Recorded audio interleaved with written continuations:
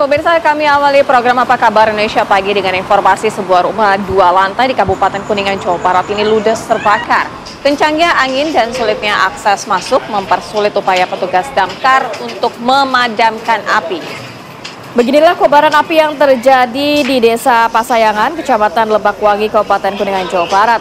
Untuk mempercepat pemadaman, 3 randis diterjunkan dalam kurun waktu yang beriringan. Dugaan sementara kebakaran ini dipicu oleh korsleting listrik. Tidak ada korban jiwa dalam peristiwa tersebut, lantaran penghuni rumah memang kondisinya tengah tidak ada di rumah.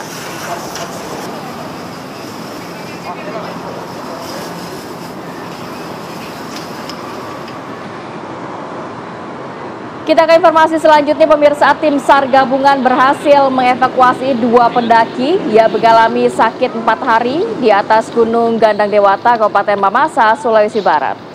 Taufik Abu Bakar berusia 47 tahun dan Jiwar Julnaintin 19 tahun bertahan di pos 6 Gandang Dewata dengan makanan yang terbatas. Tim SAR gabungan yang terdiri dari Basarnas, TNI, BPBD, dan komunitas pencinta alam berhasil melakukan evakuasi.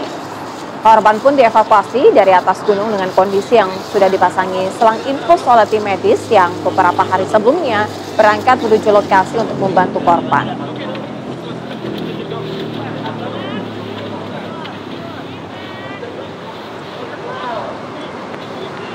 Kami hadirkan pemirsa informasi selanjutnya. Sejumlah pohon di Klaten, Jawa Tengah ini tumbang akibat disapu angin kencang. Angin kencang juga merusak rumah warga.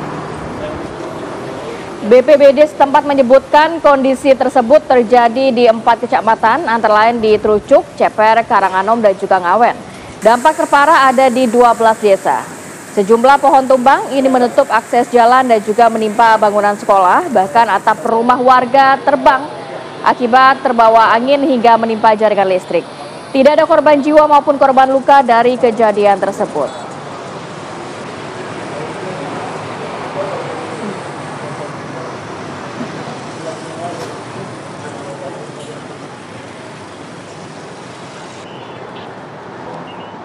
Assalamualaikum warahmatullahi wabarakatuh. Selamat pagi pemirsa. Selamat pagi pemirsa.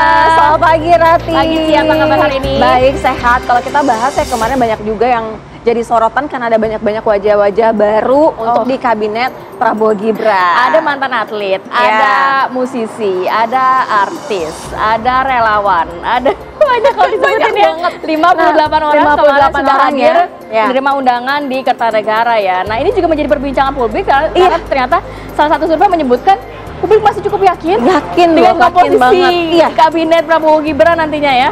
Sampai sekitar 83,4% loh nominal keyakinan mereka gitu ya. Jadi nanti kita akan bahas tuntas ya. Kita juga akan masih membahas bagaimana juga kalau kita lihat di media sosial ada juga bentuk kekecewaan, sedih ya. Karena timnas kita Indonesia ini kalah gitu ya, 1-2 melawan Cina ya tadi malamnya. Tapi harapannya mudah-mudahan masih yakin ya, karena masih ada pertandingan melawan Arab Saudi dan juga Jepang untuk kualifikasi Piala Dunia 2026. Kita akan bahas lengkap nanti di sesi dialog, tapi kita hadirkan dulu informasi lain pemirsa. Seorang wanita lanjut usia pemilik rumah kos di Ngawi, Jawa Timur ini ditemukan tewas dengan kondisi tangan ini diikat serta mulut juga dilakban. Dugaan kuat korban tewas dibunuh sebelum dirampok karena sepeda motor korban ini hilang. Pemirsa, Darwati 80 tahun merupakan warga lingkungan Balong, Desa Beran, Kecamatan Kabupaten Ngawi ini ditemukan tewas tergeletak di ruang tengah rumahnya. Tak hanya itu, sepeda motor korban yang biasa diparkir di dalam rumah juga diketahui raib. Polres Ngawi dan Inafis langsung memasang garis polisi serta melakukan olah TKP. Guna memastikan penyebab kematian korban, polisi pun membawa jenazah ke RSUD Dr. Suroto Ngawi untuk dilakukan proses otopsi.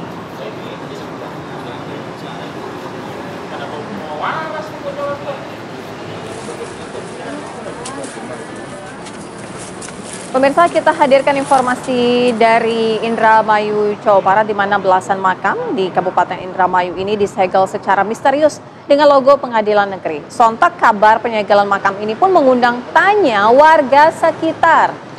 Beredar foto memperlihatkan sejumlah makam yang berlokasi di TPU ke Tepeng Reges di Desa Panyindangan Kulon disegel oleh Pengadilan Negeri Indramayu. Dari ribuan kuburan yang ada, ini ternyata terdapat 12 makam yang disegel dengan ditempel stiker dengan mencatut logo Lembaga Peradilan di Kabupaten Indramayu. Namun pada segel itu terdapat banyak kejanggalan, mulai dari kesalahan penulisan serta nomor perkara merupakan putusan perkara tindak pidana.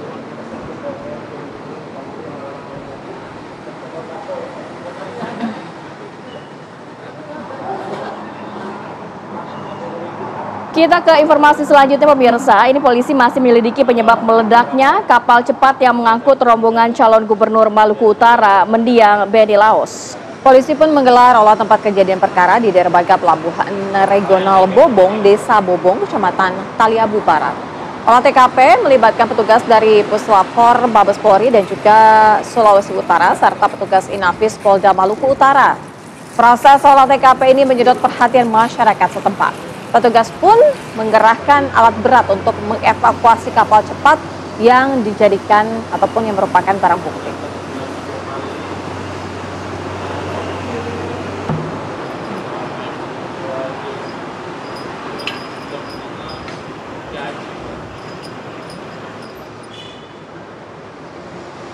Pemirsa, saat ini, pagi hari ini kami langsung ajak Anda untuk memantau bagaimana kondisi arus lalu lintas saat ini. Sudah ada Brigadir Medina yang akan mengabarkan dari lokasi Sentul. Brigadir Medina, silakan.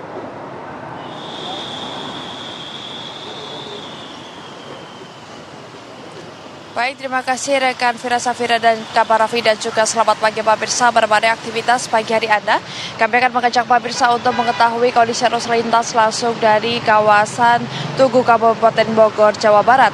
Di mana pada rencana nantinya pukul 08.00 waktu Indonesia bagian Barat, Presiden terpilih Bapak Prabowo Subianto dan juga Wakil Presiden terpilih akan memberikan pembekalan kepada calon menteri di Hambalang. Dan saat ini kondisi arus lalu lintas di kawasan ini terbilang cukup ramai dan juga lancar dari berbagai arahnya, yakni arus lalu lintas dari exit tol Jakarta Bogor yang akan mengarah ke Hambalang maupun ke arah Babakan Madang saat ini dalam situasi ramai dan juga lancar. Dan kecepatan kendaraan di kawasan ini dapat ditempuh berkisar 30 hingga 50 km per jam yang didominasi oleh kendaraan pribadi baik roda 2, roda 4 dan juga angkutan umum. Diimbau kepada Anda para pengendara agar selalu menjaga jarak aman kendaraan Anda, mengingat seringkali dijumpai angkutan umum yang menaik turunkan penumpang di bahu jalan yang menjadi salah satu faktor ketersendatan yang perlu Anda antisipasi. Kemudian arus lalu lintas dari arah Hambalang yang akan mengarah ke Babakan Madang ataupun yang akan mengarah ke alternatif Jakarta Bogor saat ini dalam situasi kondusif lancar.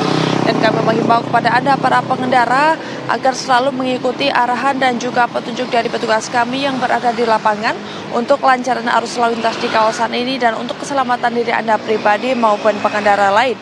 Dapat pemirsa, Kepolisian Republik Indonesia menggelar operasi Zebra mulai tanggal 14 Oktober hingga 27 Oktober 2024. Operasi ini bertujuan untuk meningkatkan kesadaran dan disiplin masyarakat dalam berlalu lintas serta menekan angka kecelakaan di jalan raya. Dan kami menghimbau kepada Anda para pengendara agar selalu melengkapi surat-surat berkendaraan Anda. Dan pemirsa, berdasarkan data IRSMS Korlantas Polri, angka kecelakaan lalu lintas di seluruh Indonesia selama 1 kali 24 jam terjadi sebanyak 140 kasus laka lantas dengan rincian 23 meninggal dunia, 23 luka berat dan 187 luka ringan. Dari 140 kasus laka lantas tersebut, 74% terjadi pada waktu siang hari. Maka dari itu kami menghimbau kepada Anda para pengendara agar selalu berhati-hati dalam berlalu lintas dan tetap menjadikan keselamatan sebagai kebutuhan Anda. Dan pemirsa, bagi Anda yang ingin mengupdate informasi selengkapnya seputaran arus lalu lintas, Anda dapat menghubungi call center kami di 1500669 ataupun melalui SMS kami di 9119. Demikian yang dapat kami informasikan langsung dari kawasan Tugu Kabupaten Bogor, Jawa Barat. Semoga bermanfaat. Selamat pagi dan salam presisi. Silakan kembali ke studio. Baik, terima kasih Brigadir Medina atas laporannya langsung dari Sentul. Dan ini semoga menjadi perhatian masyarakat yang mungkin di wilayah Sentul ingin menuju ke Jakarta di kantor gitu ya. Selamat beraktivitas kembali Brigadir Medina. Dan kita akan ajak pemirsa untuk jeda dulu sejenak. Nanti kita hadirkan informasi terkait ada seorang remaja atau pelajar SMA di Bantul, Yogyakarta yang tewas akibat dikeroyok oleh 11 orang. Saat ini juga masih didalami oleh pihak kepolisian apa yang menjadi motif dari pengeroyokan tersebut. Saat lagi.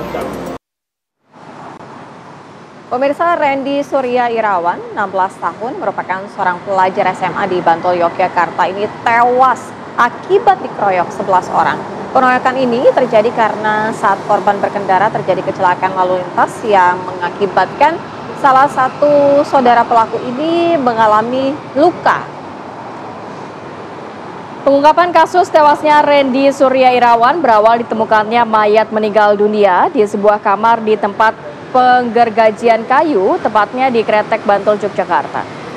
Laporan awal korban meninggal akibat kecelakaan tunggal, namun ketika polisi mengidentifikasi jasad korban ditemukan adanya tanda-tanda penganiayaan.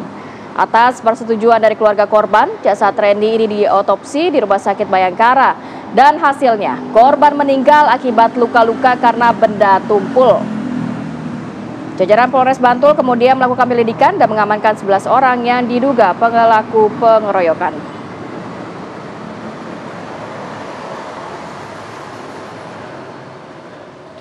Baik, untuk mendalami hal ini kita akan bergabung langsung dengan AKP Inengah Jeffrey, Kasih Humas Polres Bantul. Selamat pagi, Assalamualaikum Pak Kasih Humas. Selamat pagi, Pak Kasih Humas. Selamat pagi, ya. Ya, saat ini sudah ada 11 orang yang diamankan pihak kepolisian yang diduga pelaku pengeroyokan. Apa saja peran-peran mereka dan apakah memang motifnya karena kecelakaan tunggal yang juga menyebabkan saudara dari salah satu pelaku ini mengalami luka?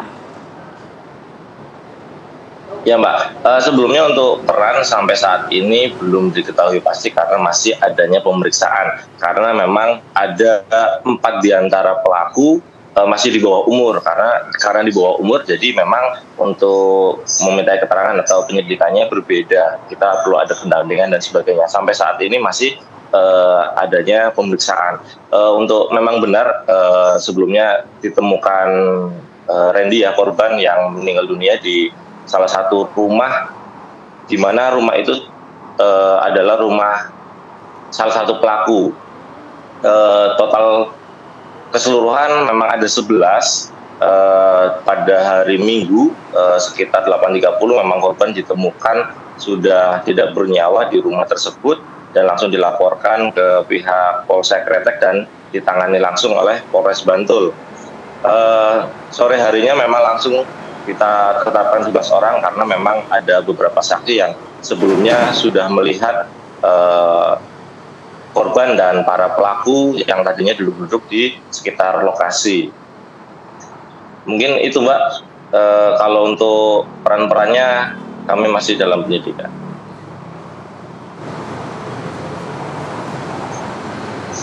Ya, ini kan ada 4 pelaku juga yang masih berusia di bawah umur ya. Artinya penanganan kasus hukumnya akan seperti apa, Ya. Pak Kasih? Ya Pak, ya untuk yang 4 di bawah umur memang masih ada pemeriksaan karena ada pendampingan tersendiri Mbak, karena di bawah umur. Dan untuk memang dari 11 ini pasalnya pastinya berbeda. Dari 7 orang yang dewasa dikenakan pasal 170 dengan hukuman 12 tahun karena sudah cukup umur. Dan yang 4 yang belum cukup umur nanti dikenakan pasal 80 Undang-Undang Peradilan Pidana Anak. Oh ya Mbak, terkait ini memang motif awalnya salah satu pelaku korban ini sebenarnya terlibat laka tunggal oleh temannya, di mana teman tersebut punya saudara kembar ini yang salah satu dari 11 pelaku, di mana sebelumnya termakan isu bahwa saudara Oci yang berboncengan dengan korban kecelakaan itu karena akibat korban. Pak, berarti ini dapat dikategorikan pembunuhan berencana ya. Kemudian dari para pelaku ini mendapatkan barang-barang, kan tadi hasil otopsi dikatakan adanya luka karena benda tumpul. Senjata apa yang digunakan oleh mereka dan didapatkan dari mana? Ya, bukan senjata Mbak, memang pengeroyokan murni atau tangan kosong Mbak. Ada di beberapa tempat berdasarkan keterangan tersangka ada sekitar 4 lokasi yang dijadikan eksekusi.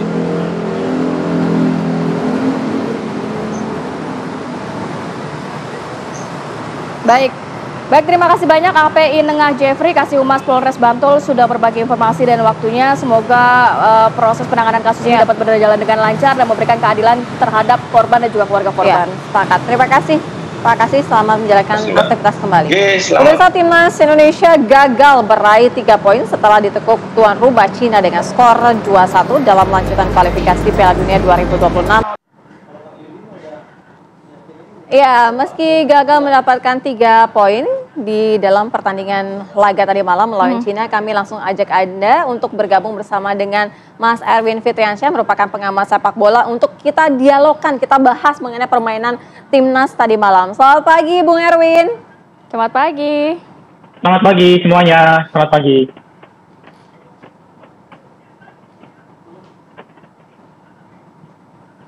Ya, Bung Erwin, kalau misalnya kita melihat ya pertandingan tadi malam ini kan sebenarnya kalau dari segi permainan timnas kita ya 70% lah faktor mereka itu dalam pertandingan memegang bolanya juga lumayan gitu ya. Tapi ketika kita melihat permainannya, apakah ada perubahan yang dilakukan Sinteyong ini membuat pemain kita terasa jadi bingung gitu dalam permainannya? Ya, kalau bicara statistik, hampir semuanya statistik itu unggul di tim Indonesia semalam. Possession betul kata Sira tadi. 76% Indonesia lebih menguasai. Percobaan tendangan 14 kali percobaan dan 6 diantaranya mengarah ke gawang. Sementara Cina itu percobaannya itu hanya 5 kali dan 3 mengarah ke gawang. 3 mengarah ke gawang, 2 diantaranya menjadi gol. Sementara Indonesia tidak bisa memanfaatkan secara maksimal kesempatan 6 kali tendangan hanya mencetak 1 gol. Secara akurasi passing juga mencapai 83% dibandingkan dengan Cina 50%. Secara passing, secara keseluruhan, Indonesia itu melakukan 600 passing. Sementara Cina hanya 190. Hampir 3 kali lipatnya Indonesia lebih banyak. Tapi sekali lagi, bicara efektivitas, memang Indonesia, terutama ketika memasuki pertahanan Cina, itu efektivitasnya masih kurang gitu ya, dibandingkan dengan Cina. Tapi kalau mau ditarik agak lebih awal, susunan pemain ini kan yang banyak dibicarakan sama orang sekarang ini dari semalam sampai sekarang gitu. Pelatih Sinteyong punya kuasa penuh untuk menurunkan siapa saja yang bermain. Hanya dia dan jajaran timnya yang tahu alasannya kenapa si ini yang main, si itu yang nggak main. Tapi di pertandingan melawan Cina ada 4 rotasi yang dilakukan oleh Coach Sinteyong gitu ya. Dan ternyata hasilnya tidak memenuhi ekspektasi. Jangankan menang, seri pun nggak bisa gitu. Makanya timbul pertanyaan, kenapa sih kok rotasi itu banyak sekali dilakukan gitu ya, sampai 4 gitu, jika dibandingkan dengan ketika menghadapi Bahrain. Kita nggak tahu apakah ada pemain yang cedera, ataukah ada pemain yang tidak fit sehingga rotasi itu dilakukan. Karena Coach Sinteyong nggak menjelaskan soal hal itu. Dalam konferensi pers setelah pertandingan, yang dijelaskan adalah ada kesalahan dari pemainnya ketika gol pertama Cina tercipta gitu ya. Karena mengawal pemain Cinanya tidak terlalu fokus sehingga bisa mengirimkan umpan yang bisa menjadikan Cina mencetak gol. Terus yang kedua soal konsentrasi. Jadi Coach Sinteyong tidak menjelaskan soal susunan pemain, kenapa kok yang diturunkan seperti yang malam gitu. Sebenarnya itu hak dari pelatih juga gitu. Dia menurunkan siapa dan tidak menjelaskan alasannya apa ke publik, itu nggak apa-apa gitu, sah-sah aja. Tapi sebagai pengamat gitu ya, kalau saya sebagai wartawan, supporter pasti juga mempertanyakan kenapa sih kok yang diturunkan seperti itu pemain-pemainnya gitu. Ya ada kritik itu harus, terutama kritik yang membangun ya, bukan yang membabi buta, bukan yang menghujat gitu. Karena peluang Indonesia juga masih terbuka sebetulnya setelah kalah semalam gitu. Tapi sekali lagi bahwa kritik itu tetap harus dilayangkan kepada timnas, karena kalau nggak dikritik malah bahaya kan.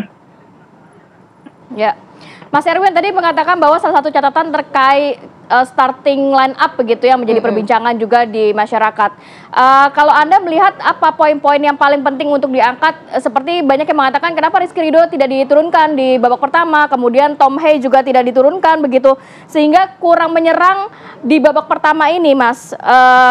Dan ada sesuatu yang mungkin di antara pemain kita di babak pertama walaupun sudah menguasai bola cukup lama, tapi kok nggak bisa menciptakan peluang dengan baik begitu. Ada sesuatu kurang sinergi mungkin ya, kurang ada yang nggak jalan begitu di babak pertama ya terkait pemain kita ya.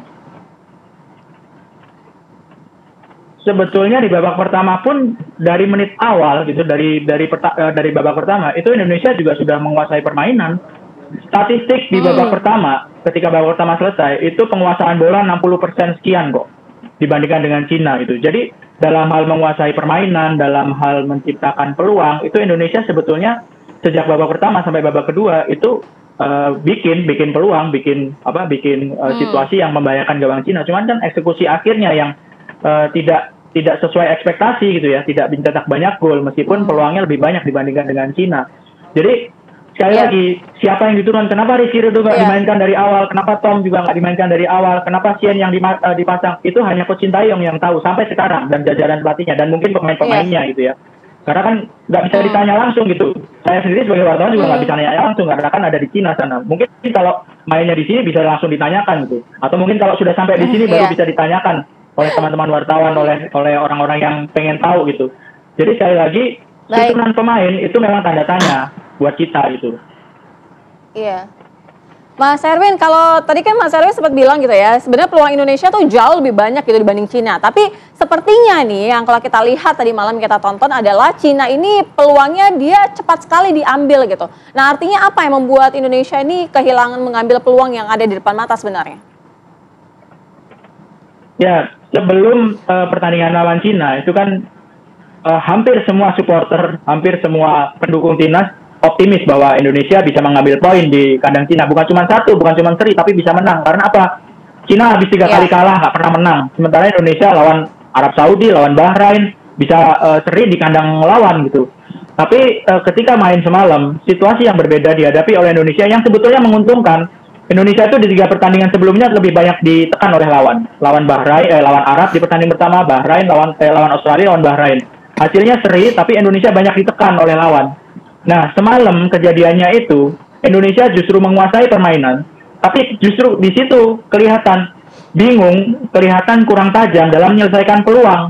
Ini mungkin salah satu kelemahan terbesar yang paling kelihatan di pertandingan semalam ya. Ketika mendapatkan possession, ketika mendapatkan penguasaan bola yang lebih dominan, dari statistik kelihatan lebih dominan, tapi penyelesaian akhirnya yang kurang. Nah, ini yang mesti diperbaiki. Soal susunan pemain mungkin masih bisa diperdebatkan, karena kita bisa menguasai permainan kok. Kita bisa menciptakan percobaan ke arah gawang lebih banyak, bisa menguasai passing lebih banyak gitu dengan formasi yang mungkin 4 orang mungkin hampir separuhnya ya 4 orang lah ya, diganti oleh Coach Sintayong.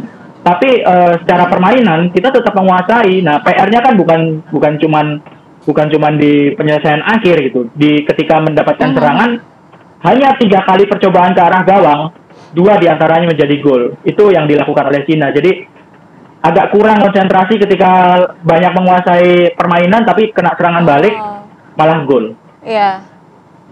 Oke, agak kurang konsentrasi begitu tadi dikatakan oleh Mas Erwin. Mas Erwin, kalau melihat 2 gol yang di babak pertama yang diciptakan oleh Cina ini sebenarnya apakah memang karena strategi dari Cina sendiri atau bagaimana sehingga 2 gol cepat ini bisa terjadi di babak pertama? Soal strategi pasti menyerang ya, karena peluang ada untuk bisa menang gitu ya.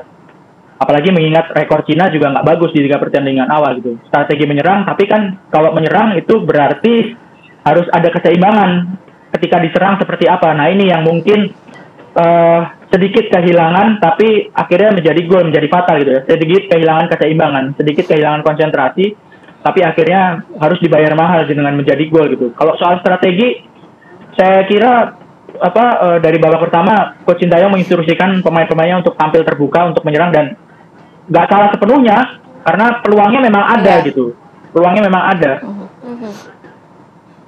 Mas Erwin, ini kan masih ada 5 laga lagi dan artinya juga ada 2 laga itu Bahrain dan Cina yang dimana kita Indonesia ini di luar ekspektasi. Artinya apa paling tidak yang harus segera dievaluasi dalam kurun waktu singkat ini, Mas Erwin? Ya, pertandingan berikutnya menghadapi Jepang dan Arab Saudi di Gelora Bung Karno. Yeah. Secara keseluruhan, Indonesia masih punya pertandingan home, itu 3, lawan Jepang, Arab Saudi, lawan Cina, ya. Lawan Bahrain, ada 4 pertandingan malah yang main di GBK. Jadi peluangnya itu sebenarnya masih terbuka gitu. Cuma mungkin ada baiknya supporter ya, federasi, PSSI dalam hal ini ya, supporter harus ingat lagi bahwa ini lawan-lawannya kelas berat semua loh. Kalau Indonesia sampai di fase ini, tuntutannya jangan ketinggian gitu. Yang realistis itu Coach Sintayong juga sudah bilang bahwa realistisnya ada di peringkat 3 atau 4 ya. Ada di peringkat 3 atau 4. Peringkat 1 2 langsung lolos ke Piala Dunia. Peringkat 3 4 maju ke babak kualifikasi keempat. Jadi realistisnya Indonesia sekarang ini dengan hasil seperti sekarang ya ada di peringkat 3 atau 4. Lawannya yang paling head to head, yang paling menurut saya paling seimbang adalah Bahrain dan Cina ya. Makanya kalau main di GBK itu mutlak nggak boleh kalah lawan Bahrain, lawan Cina. Sementara kalau lawan Jepang sangat berat ya, sangat berat kalau lawan Jepang. Lawan Arab Saudi kita bisa imbang di sana, mungkin juga bisa menang di Jakarta atau mungkin bisa seri gitu. Tapi head to head lawan kita untuk ambil posisi 3-4 atau posisi 4 itu Bahrain dan Cina. Apa yang harus dibenahi ya tercermin dari pertandingan semalam gitu. Indonesia susah ketika mencetak gol ketika menghadapi tim yang main cenderung bertahan seperti Cina semalam. Possession-nya menang, passing-nya banyak, ya akurasi umpannya bagus, peluangnya banyak tapi golnya cuma 1. Nah, itu yang paling kelihatan sih kekurangannya. Iya, oke. Mas, kalau melihat untuk permainan sendiri, apa sih yang bisa menjadi keunggulan Indonesia, timnas Indonesia nantinya untuk kita mungkin seperti syuting dari luar kotak penalti dan lain sebagainya yang bisa dikuatkan lagi nantinya untuk melawan Jepang dan juga Arab Saudi di next match-nya? Jepang semuanya tahu bahwa level mereka sekarang sedang di atas sekali ya. Oke lah, kemarin mereka ditahan imbang Australia itu, tapi mereka sedang berada di puncak klasemen. Indonesia itu sebetulnya dalam 3 pertandingan awal sebelum lawan Cina itu kan kelihatan kuat sekali di lini pertahanan ya, konsentrasi di lini pertahanan, menghadapi Arab, menghadapi Australia, menghadapi Bahrain kebobolan 2 gol tapi bisa unggul 2-1 sampai dengan injury time. Sebenarnya punya kekuatan yang kelihatan sekali adalah koordinasi di lini pertahanan. Nah, apakah ini bisa dipertahankan sebulan ke depan atau ditingkatkan ketika menghadapi Jepang? Jepang ini lawan yang paling kuat di grup. Jadi modalnya adalah kekuatan dalam bertahan dan kecepatan dalam serangan balik. Nah, semalam itu nggak kelihatan semuanya karena mainnya berubah gitu. Lawannya itu berubah, yang kita hadapi itu berubah, nggak seperti 3 pertandingan sebelumnya gitu. Jadi harus fleksibel lah ketika menghadapi lawan yang lebih kuat dengan main ditekan, main menekan, itu harus lebih fleksibel dan terutama lebih tajam Indonesia. Termasuk mental juga ya Mas Erwin ya, karena kita akan menghadapi lawan yang kuat ya, Jepang dan Arab Saudi begitu ya Mas Erwin. Selain dari tadi passing harus cepat, kemudian juga kekuatan harus diperkuat. Betul, mental itu berguna sekali untuk menghadapi faktor-faktor non teknis ya.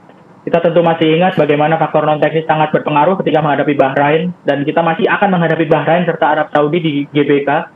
Kekuatan mental, konsentrasi, fokus itu mutlak harus diperlukan kalau menghadapi situasi non-teknis. Misalnya, merasa bahwa wasit berat sebelah, ya, merasa bahwa keputusan-keputusan wasit menguntungkan lawan. Kan nggak ada yang bisa menjamin kalau main di GBK kita nggak dirugikan, seperti ketika main di Bahrain. Yeah. Seperti ketakutan kita kalau ketemu sama tim-tim Asia Barat, wasitnya dari sana juga gitu. Jadi kekuatan mental itu mutlak dibutuhkan kalau di level seperti sekarang, karena soal teknis mungkin ya dengan Jepang, dengan Arab mungkin sedikit berbeda, tapi kalau udah lawan Bahrain seperti kemarin, lawan Cina, itu kekuatan teknis mungkin nggak jauh beda dengan Indonesia. Oke, baik. Terima kasih banyak Mas Erwin Fitriansyah, pengamat sepak bola, sudah mengulas bagaimana pertandingan semalam antara Indonesia dan juga versus Cina. Harapannya nantinya kita bisa memperbaiki lebih baik pastinya. Amin, insya Allah. Lebih baik lagi di pertandingan berikutnya melawan Jepang dan juga Arab Saudi dalam kualifikasi Piala Dunia 2026. Pemirsa, usai jeda kami masih akan kembali dengan sejumlah informasi penting lainnya untuk Anda. Jangan kemana-mana, jangan lewatkan informasi. Ya, kembali lagi di Apa Kabar Indonesia Pagi pemirsa. Selasa kemarin Presiden terpilih Prabowo Subianto ini kembali memanggil calon-calon menteri dan juga wakil menteri bertempat di kediamannya di Kertanegara, Jakarta. Dan sosok pertama yang hadir adalah Pramono Anung. Politisi senior PDI Perjuangan sekaligus calon gubernur Jakarta Pramono Anung bertemu dengan Presiden terpilih Prabowo Subianto. Di tengah pemanggilan para calon menteri dan para calon wakil menteri, belum diketahui tujuan Pramono Anung berkunjung ke kediaman Prabowo. Selain dari Pramono Anung, sejumlah calon wakil menteri juga sudah mendatangi kediaman Presiden terpilih Prabowo Subianto di Jalan Kertanegara, Jakarta Selatan. Mereka yang hadir adalah diantaranya politikus Gerindra Ahmad Riza Patria, kemudian politikus PAN Viva Yoga, disusul Gus Miftah, artis Raffi Ahmad, dan juga Giring Niji. Ketua Harian Partai Gerindra, Sufmi Dasko Ahmad menyatakan sejumlah tokoh yang dipanggil lebih banyak dibandingkan pada Senin kemarin. Ketika hanya calon menteri yang pada saat Senin kemarin itu dipanggil oleh Prabowo Subianto.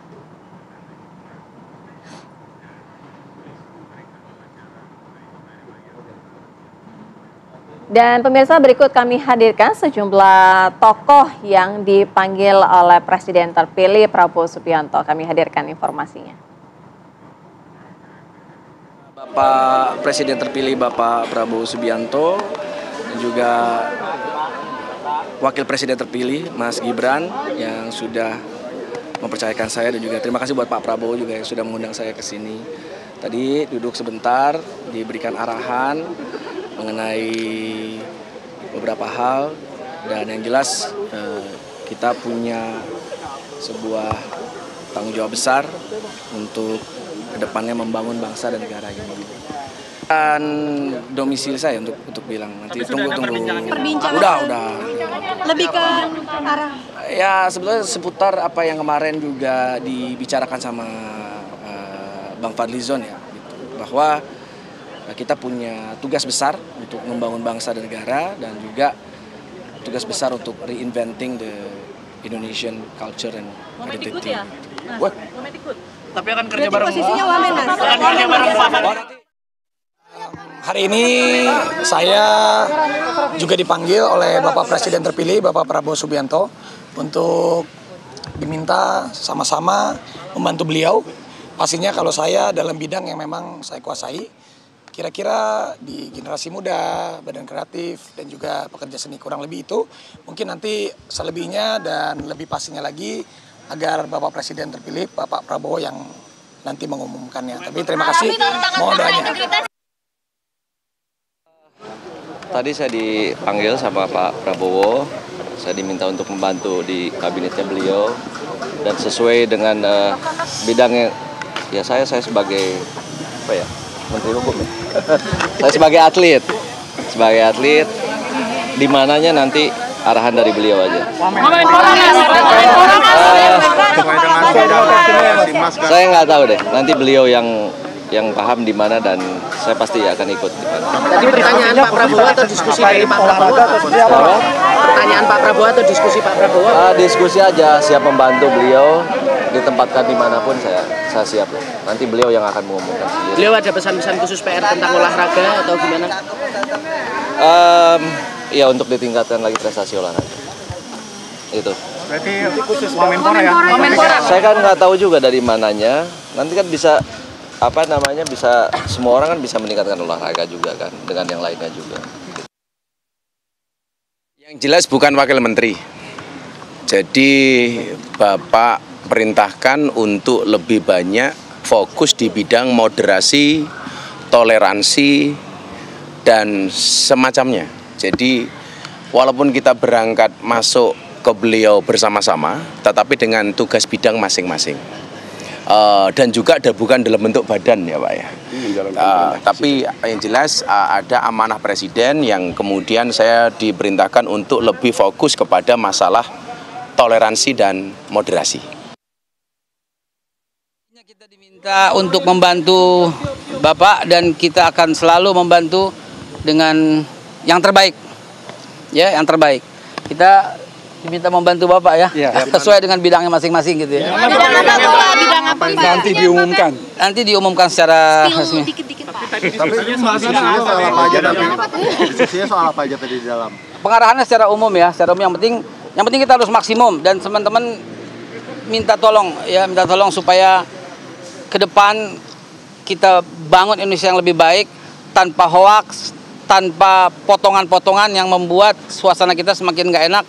Intinya, yuk saya mohon dukungan dan doa, mari kita tengok ke depan saja, yang belakang lalu berlalu. Dapat amanah dari Bapak Presiden sebagai Wakil Menteri Luar Negeri.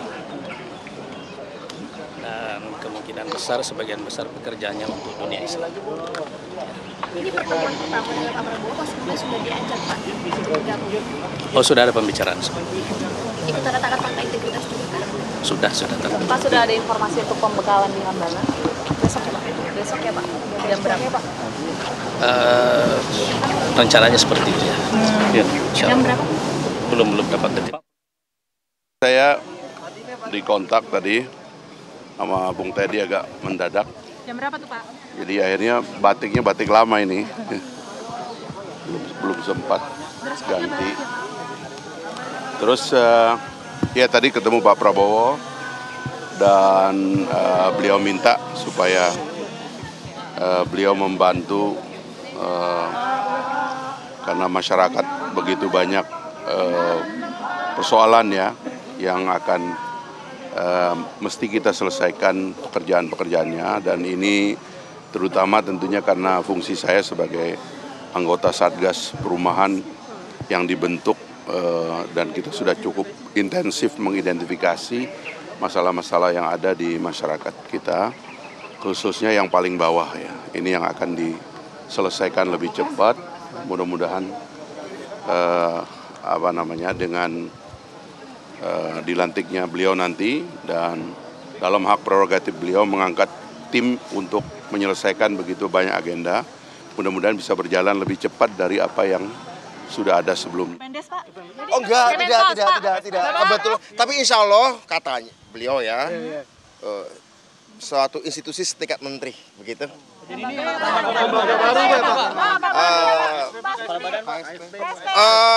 Saya belum dikasih tahu yang persis apa, tapi insya Allah mungkin lembaga baru.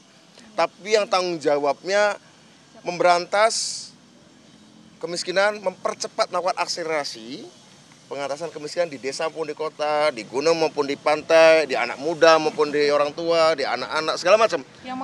Isu poverty lah, isu poverty kira-kira gitu. Yang mengurus makan bergizi gratis bukan? Oh bukan, itu ada sendiri kan, sudah ada beliau, kalau nggak keliru yang sekarang ini dijabat oleh Pak Profesor Dadan, itu bukan. Kalau beliau kan memastikan bahwa ada makan tiap hari untuk anak-anak dari Ibu Hamil. Kalau ini secara keseluruhan. Mas, besok udah dikonfirm bakal ke Hambalang juga nggak? Oh enggak, tadi nggak sampai ke arah sana ya. Ya, Tadi di dalam membahas. saya mendadak tadi di telepon minta datang ke sini, bertemu dengan Pak Presiden ya, Pak Prabowo ya, Presiden terpilih. Ya berbincang-bincang lah mengenai soal bagaimana perkembangan hukum di negara ini. Beliau meminta bahwa agar saya juga memberikan perhatian khusus bagaimana agar negara kita ini baik, ya. Perkembangan mengenai hakim juga dibilangnya supaya diperhatikan gitu ya, dan banyak hal lagi yang lain saya kira ya.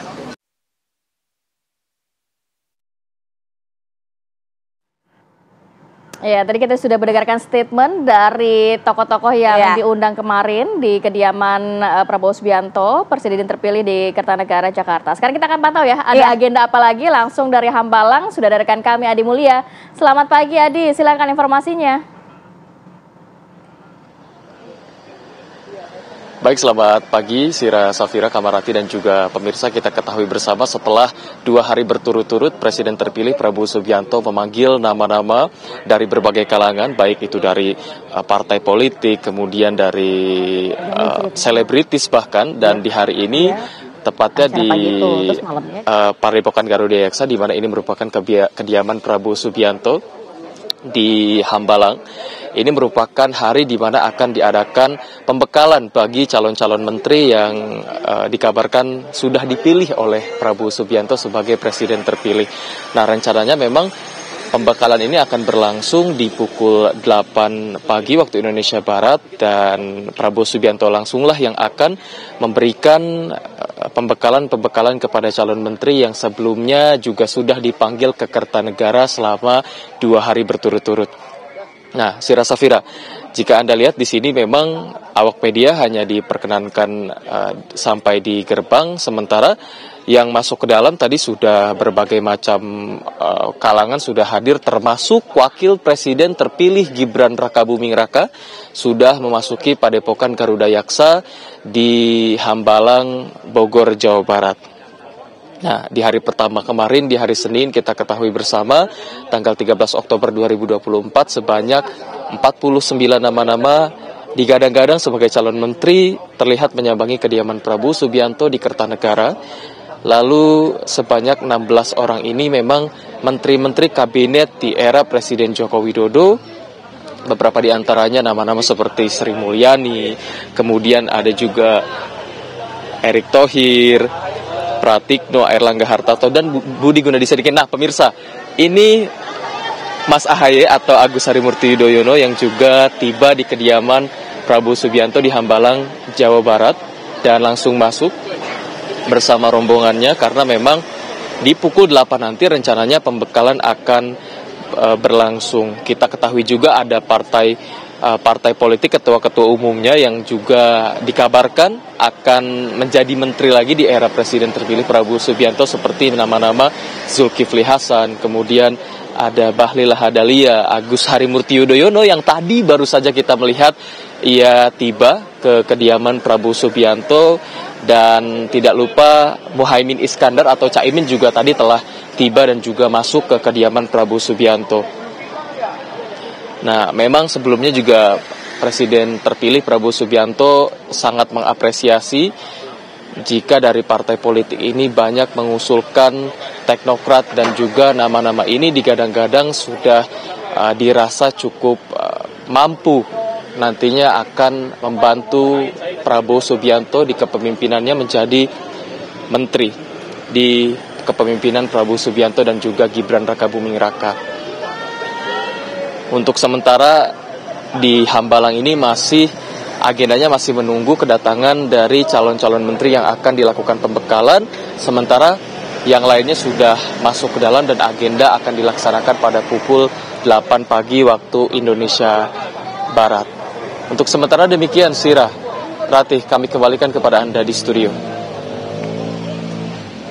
Baik, terima kasih informasinya Adi Mulya langsung dari Hambalang. Kalau kita lihat memang saat ini juga masih banyak sekali ya wartawan juga sudah menantikan bagaimana momen-momen nanti akan ada pembekalan dari calon menteri yang akan dilakukan oleh Presiden terpilih Prabowo Subianto. Oke, kita harus ajak pemirsa untuk jeda dulu sejenak. Nanti kita juga akan hadirkan informasi dan juga perbincangan terkait kita sudah melihat 2 hari terakhir ini Presiden terpilih Prabowo Subianto mengundang beberapa calon menteri dan calon wakil menteri dan juga calon kepala badan ke kediamannya. Akhirnya ini juga membuat banyak komentar dari publik, dari netizen begitu ya. Ternyata dari hasil salah satu survei indikator ya, politik yang menyatakan bahwa kurang lebih 80%-an dari masyarakat Indonesia atau netizen ini atau publik ini yakin atas kepemimpinan dari Presiden terpilih Prabowo Subianto nanti ke depannya. Pemirsa, kembali kami ajak Anda untuk memantau bagaimana dengan kondisi saat ini di Hambalang. Ada rekan kami Adi Mulya akan mengabarkan. Adi Mulya, kalau menurut informasi yang Anda dapatkan saat ini pembekalan akan dilakukan pada pagi hari ini. Lalu siapa saja yang sudah terlihat hadir?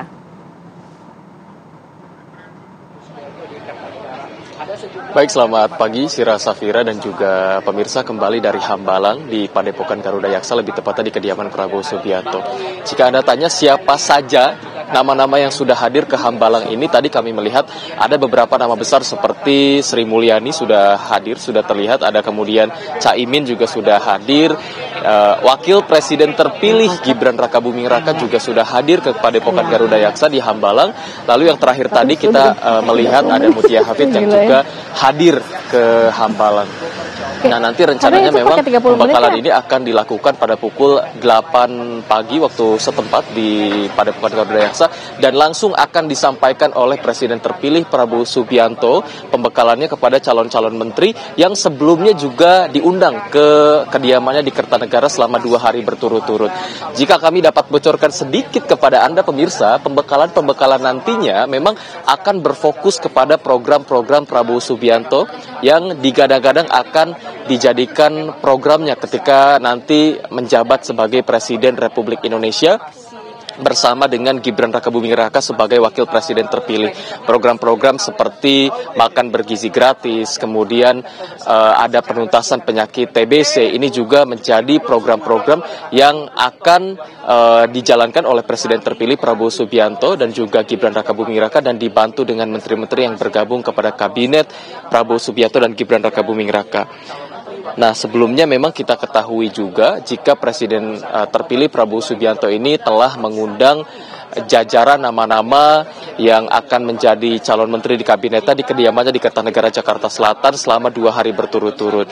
Dan ini merupakan agenda pembekalan sebelumnya di mana direncanakan memang pembekalan ini dilaksanakan kemarin, Sira Safira dan juga pemirsa. Namun karena satu dan lain hal, karena memang pada hari pertama tidak terkumpul semua calon-calon menteri atau nama-nama yang digadang menjadi menteri, akhirnya dilanjut kepada hari kedua dan di sini merupakan hari di mana pembekalan akan dilangsungkan. Untuk sementara demikian, Sira Safira, kami kembalikan kepada Anda di studio. Baik, terima kasih Adi Mulia atas laporannya langsung dari kediaman Prabowo Subianto di Hambalang, Jawa Barat. Nanti kita juga akan pantau terus bagaimana kondisi di sana, melihat sejumlah tokoh atau calon menteri dan calon wakil menteri sudah hadir di sana untuk mendapatkan pembekalan pada hari ini. Terima kasih Adi Mulia, selamat bertugas kembali.